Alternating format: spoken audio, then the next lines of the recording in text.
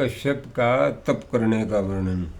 हिरण्याकश्यप ने इतना भारी तप किया कि ब्रह्मा जी को मजबूर होकर वर देना पड़ा, क्योंकि अरे मजदूर की मजदूरी जो नहीं देता वो नष्ट हो जाता है। वो हराम का कोई काम कराने वाला है वो भी नष्ट हो जाता है, क्यों मजदूर की मजदूरी देनी पड़ती है। तो ब्रह्मा जी ने उस ऐसी कठिन तपस्या दे करके उनको वरदान मजबूरी को देना पड़ा था। हे देव जगतपते, हिरण्याकश्यप की तप अग्नि के कारण स्वर्ग में नहीं रह सकते, इसलिए भूमन सब लोगों को नष्ट होने से पूर्व दैत्य ने घोर तप का समन कीजिए, क्योंकि इसका विचार कभी कठिन तपस्या करने का है। सोचता है मैं ब्रह्मा जी के समान संसार में उच्च आसन पर विराजमान होने के कारण तप योग अपनी आत्मा को ऊंचा उठाऊंगा। यदि अल्पायु होने के कारण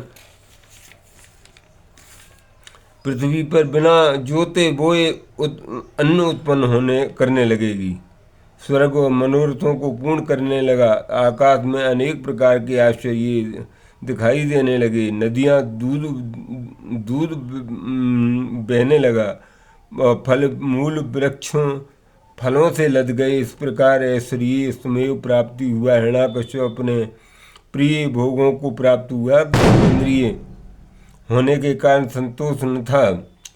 इस प्रकार शास्त्र विरोधी दैत्य को राज करते हुए काल व्यतीत हो गया। उसके शरीर में घोर दंड भयभीत हुए देवता लोकपालों के सहित भगवान विष्णु की शरण में गए और बोले, इस दिशा में जगतात्मा का निवास है, जहाँ पहुंचकर सन्यासी जन पुनर्जन्म ग्रहण नहीं करते, दिशा को प्रणाम करते हैं। इस प्रकार प्रार्थना करते हुए स्थित होकर केवल वायु का हर करते हुए भगवान श्रीहरि के प्रसन्न करने लगे। तदनंतर मेघ समान अभय वाणी आकाशवाणी सुनाई दी, मैं माँ भ्रष्टो विविध श्रेष्ठा सर्वेशाम भद्रमस्तुवा।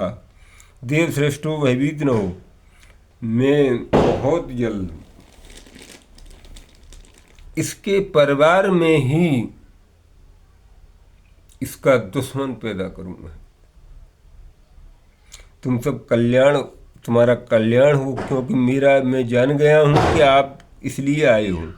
इसकी शांति करूँगा, इसलिए धैर्य धारण करो। देवता गौ ब्राह्मण साधु धर्म में मेरा विरोधी है, ये शीघ्र ही इसको नाश को प्राप्त होगा।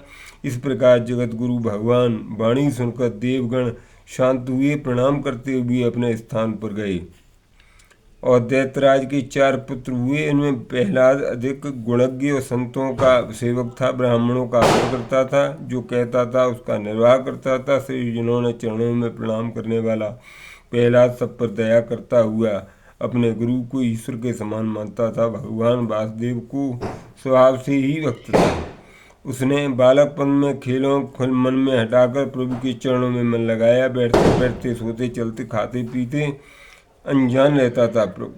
रोने लगा, कभी हंसता था, कभी गाने लगता था, कभी राजन परम भक्त अत्यंत भाग्यशाली पुत्र की अवस्था देखकर हिरण्याकश्यप से द्वेष करने लगा।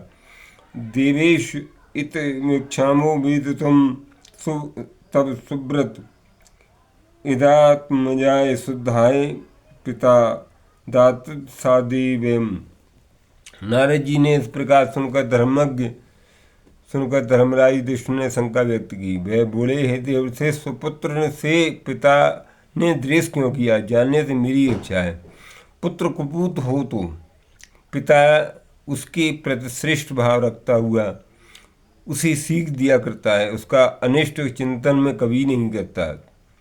जिसमें पुत्र तो सुपात्र था, पिता ने ही पुत्र को मारने की चेष्टा की सुनकर मेरा मन में शंका भर गया, इसलिए उसका निवारण करने की कृपा कीजिए।